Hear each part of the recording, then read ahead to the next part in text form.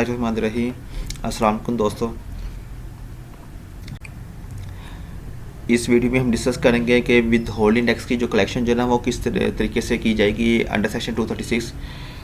इससे पहले आपको थोड़ा सा ब्रीफ करते जाएं कि लॉ के अंदर विद होल्डिंग टैक्स दो तरीक़ों से डिफाइंड है, एक डिडक्शन है और एक कलेक्शन है।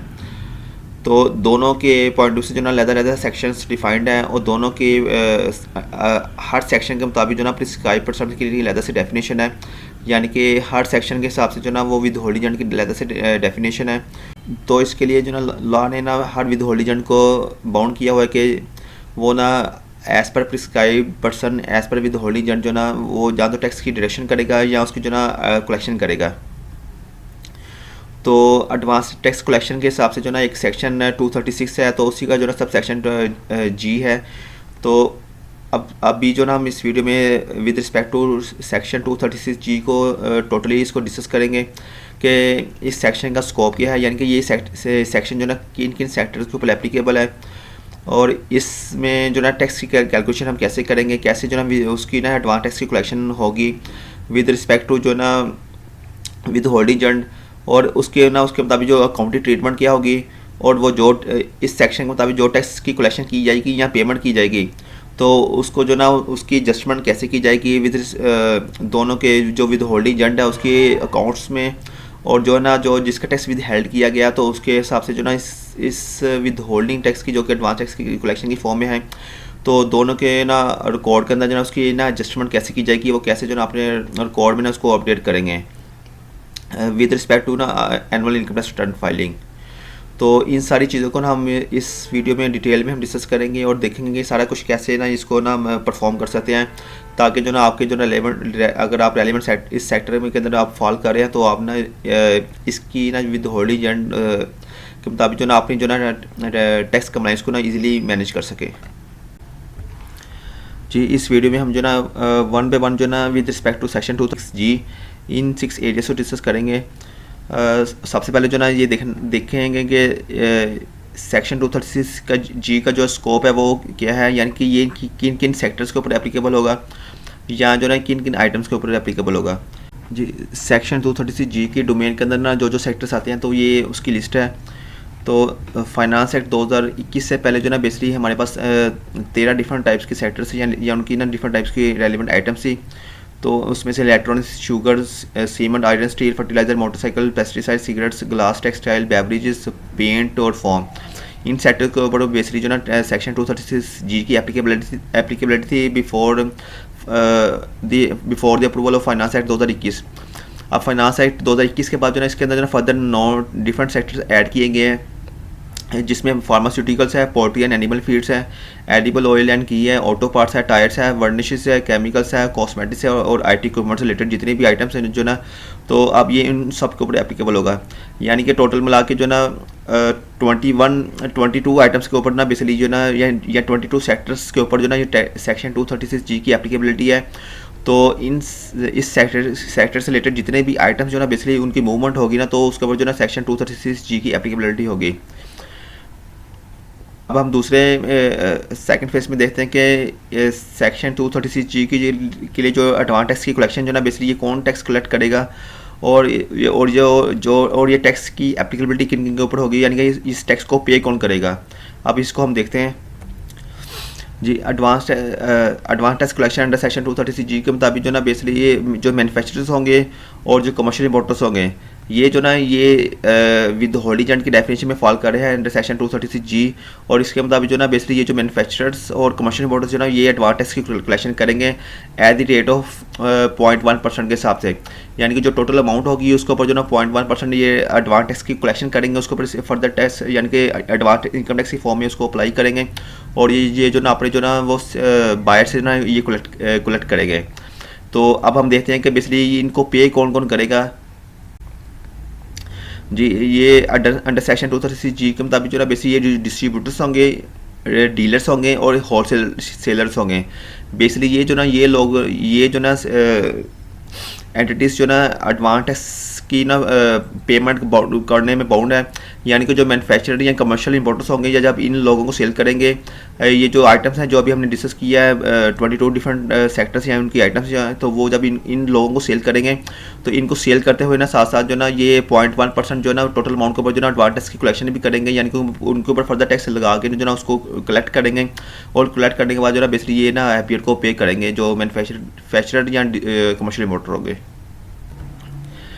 जी, अब हम थर्ड में देखते हैं कि इस एडवांटेज की कलेक्शन कंपटीशन कैसे होनी है और उसकी ना कलेक्शन कैसे होनी है।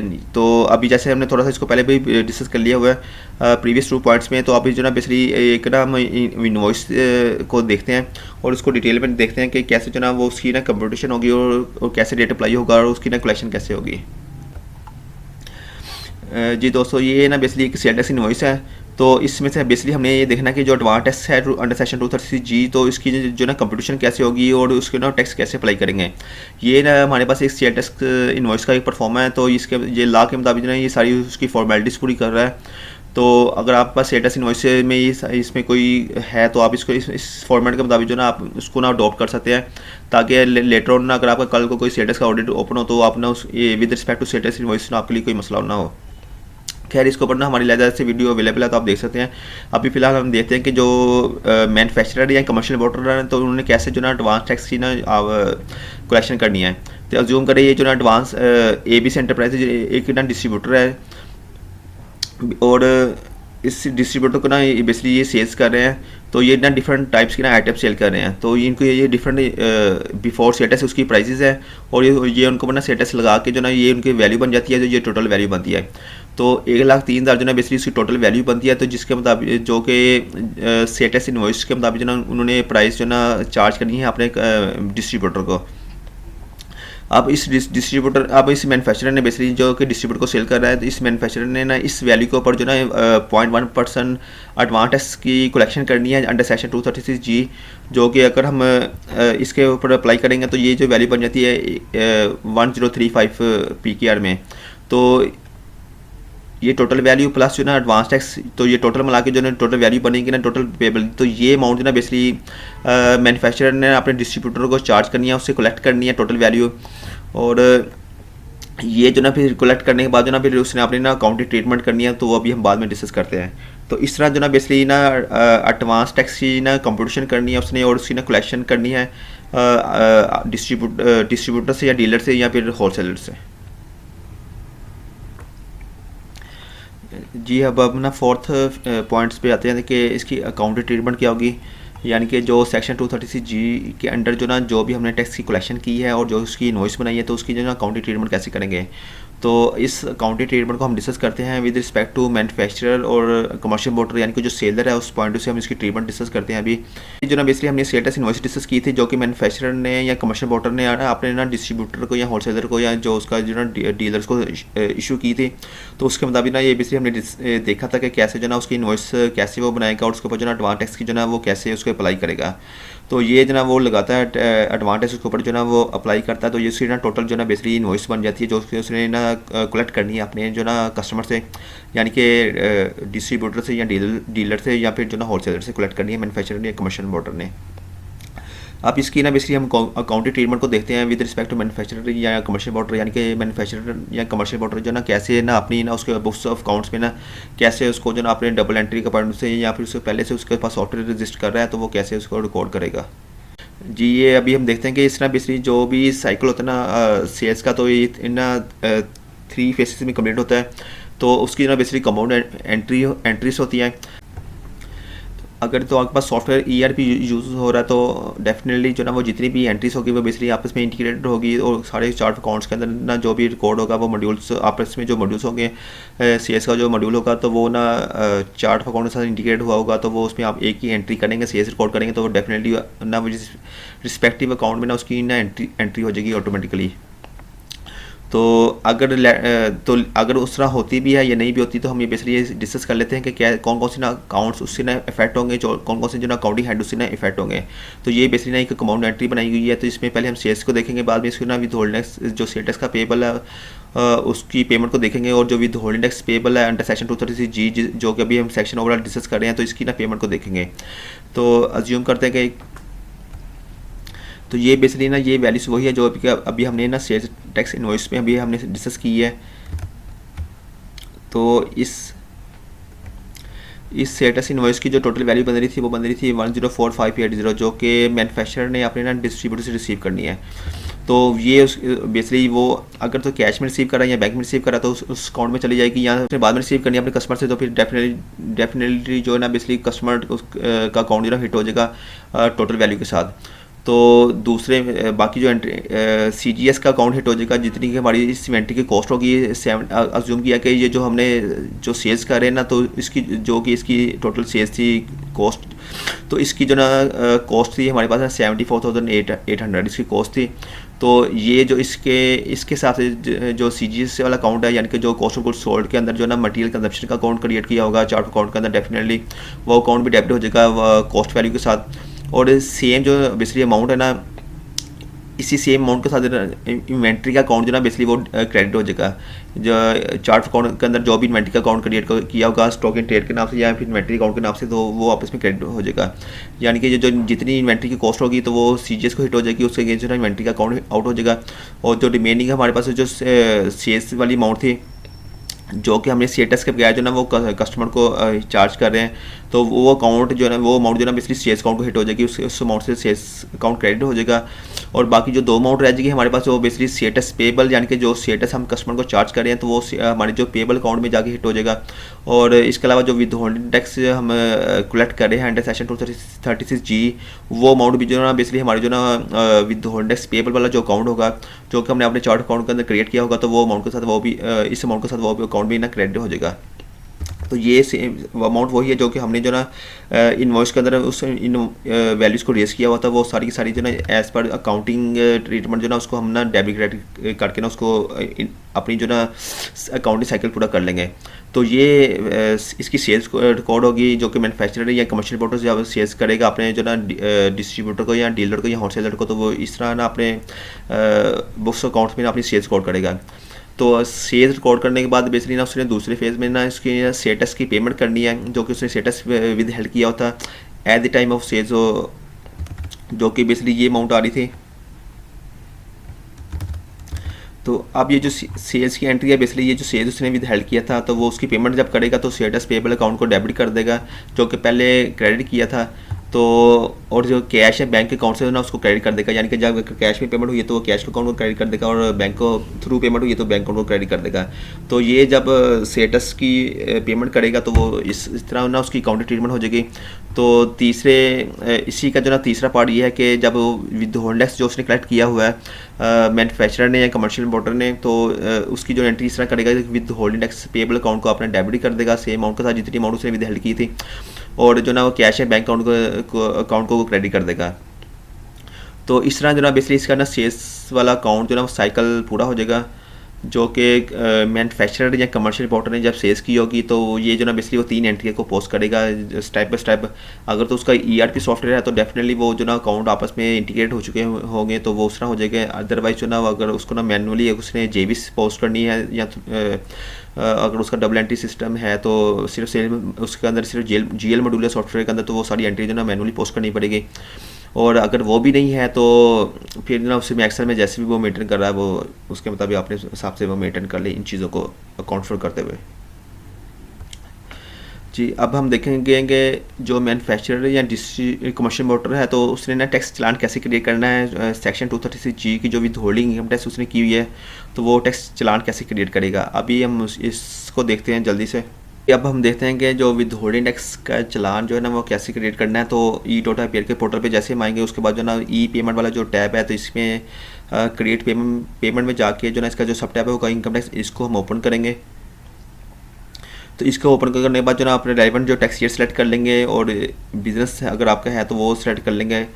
तो उसके बाद जो ना हम ये बेसिकली टैक्स पेमेंट नेचर आ रही है तो टैक्स पेमेंट नेचर में जो ना advance with holding income tax adjustable के नाम से ये वाला जो ना वो टैब सेलेक्ट करना है, क्योंकि जो सेक्शन 236G वाला जो सेक्शन है उसके ऊपर जो एडवांस टैक्स की विद कलेक्शन होती है बेसिकली ना उसकी जो नेचर है वो एडजस्टेबल है। तो इसलिए हम ना ये वाला ऑप्शन सेलेक्ट कर लेंगे और इसके बाद जिस मंथ के अंदर हम कलेक्शन कर रहे हैं तो वो मंथ सेलेक्ट कर लेंगे। तो रेलिवेंट मंथ सेलेक्ट कर लिया तो इसके बाद जो ना बेसिकली पेमेंट सेक्शन सेलेक्ट करना है। तो ये 236G में जाके ना हमने बेसिकली वो सिलेक्ट करना है। ये आ रहा है 236G।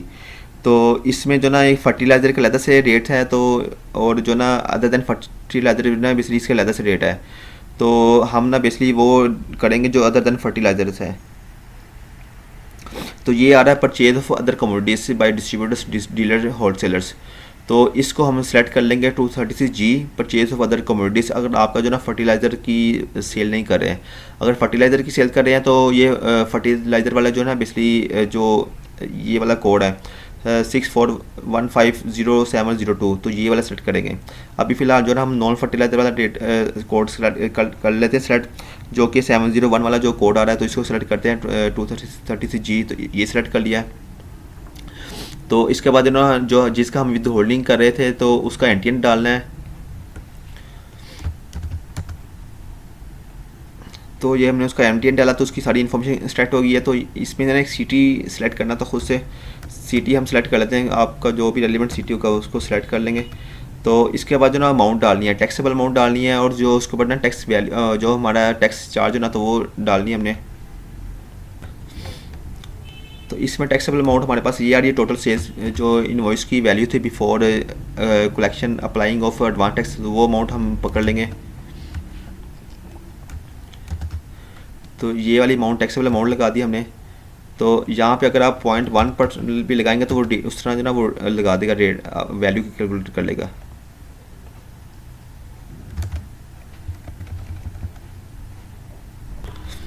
जी ये जैसे हमने 0.1% लगाया तो उसने ना अपना जो विद होल्डिंग वाली वैल्यू दे दी है। तो ये आ गई, तो ये करने के बाद हम इसको ऐड कर लेंगे।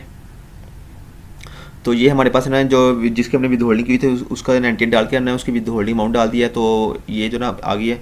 आगे जो ना अगर कोई और भी आपका जो ना टैक्स चलान होगा बनाने वाला तो उसको यानी कि जिसकी विद होल्डिंग की होगी तो उसको भी ऐड कर लेंगे। अदरवाइज जो ना हम ये इसको वैल्यू को दोबारा फिर टोटल यहाँ पे डाल देंगे, जो कि 104 बन रही है 0.1% के हिसाब से। तो ये करके इसको क्रिएट पे क्लिक कर देंगे हम। उसके बाद ना रिव्यू की मैसेज देता है, तो रिव्यू करने के बाद इसको कंफर्म कर देंगे। तो जैसे हम कंफर्म कर देंगे तो बेसिकली ये स्क्रॉल डाउन नीचे लाके ना ये प्रिंट की ऑप्शन आती है, तो प्रिंट क्लिक करेंगे तो ये आपका ना ये बेसिकली PACD चलान बनेगा। तो ये PACD चलान बन गया हुआ है। तो आप जो ना इसकी ना हम पेमेंट कर देंगे, ये PACD नंबर आ गया। तो जैसे इसकी पेमेंट करेंगे तो ये बेसिकली ना CPR बन जाएगा। तो उसके बाद जो ना ये जो ना कम्प्लाइंस हमारी पूरी हो जाएगी विद रिस्पेक्ट टू 236G की टैक्स की जो ना कलेक्शन करने के बाद जो ना उसकी पेमेंट है। अभी हमारा लास्ट पॉइंट रहेगा कि टैक्स ट्रीटमेंट क्या जो कि टैक्स पेड हुआ है। तो ये बताते जाइए आपको कि जो टैक्स ट्रीटमेंट बनती है ना इसकी विद रिस्पेक्ट टू मैन्युफैक्चरर या कमर्शियल बॉर्डर, जो कि इसकी विद होल्डिंग करेंगे कलेक्शन करेंगे इसकी ना बेसिकली, तो उनके मुताबिक जो ना ये लाइबिलिटी बनती है। तो उन्होंने तो बेसिकली विद इन 7 डेज जो ना आफ्टर कलेक्शन उन्होंने पेमेंट करने के लिए बाउंड है, तो ये पेमेंट कर देंगे। लेकिन ये जिनके लिए ना ये जिनकी विद होल्डिंग की हुई होगी, यानी कि जो डिस्ट्रीब्यूटर्स हैं, डीलर्स हैं और अपने जो ना होलसेलर्स हैं, तो जब उनके लिए जो ना बेसिकली ये ना टैक्स जो ना एडजस्टेबल है। तो ये जो ना जब अपनी annual income tax return file कर रहे होंगे तो वो ये ना उसके जो एनुअल टैक्स रिटर्न के अंदर जो उनकी जो एनुअल लाइबिलिटी ना उसके केस ना बेसिकली वो सेट ऑफ हो जाएगा, उसका जो ना वो एडजस्टमेंट हो जाएगी उसकी ना। तो इस तरह जो ना अपनी जो ना वो अकाउंट्स और बुक्स को ना मैनेज कर लेंगे डिस्ट्रीब्यूटर्स, होलसेलर्स और जो डीलर्स है। जी दोस्तों, ये हमारी वीडियो रिगार्डिंग एडवांस टैक्स की कलेक्शन अंडर सेक्शन 236G इधर तक की थी। तो इसमें जो ना अपनी तरफ से फुल कोशिश की है कि इसमें ना कम्प्लीटली इसको डिस्कस कर लिया जाए और उसके जितने भी पॉइंट्स बनते हैं और जितना भी उसके ना डिटेल है तो उसको डिस्कस कर लिया हमने। तो उम्मीद है कि इस वीडियो को देख के जो ना आपको इसकी ना सेक्शन 236G के जो स्कोप है, जो उसके अंदर जो सेक्टर फॉल करते हैं, तो वो उसका आइडिया हो चुका होगा। तो फिर भी अगर आपको कोई क्यूरी क्वेश्चन हो तो आप जो ना इन कॉन्टैक्ट्स के ऊपर रब्ता कर सकते हैं, या फिर ना आप ना बेसिकली किसी भी वीडियो के कमेंट सेक्शन में जाके ना क्वेश्चन रेज कर सकते हैं। इसके अलावा जो ना आपका विद रिस्पेक्ट टू अदर कोई भी टॉपिक से रिलेटेड कोई क्वेश्चन हो तो आप ना उसको भी क्वेश्चन को रेज कर सकते हैं। तो इंशाल्लाह जो ना उसको टाइम से रिस्पॉन्ड करने की फुल ट्राई की जाएगी। वीडियो देखने के लिए बहुत शुक्रिया। Thank you so much. अल्लाह हाफिज़।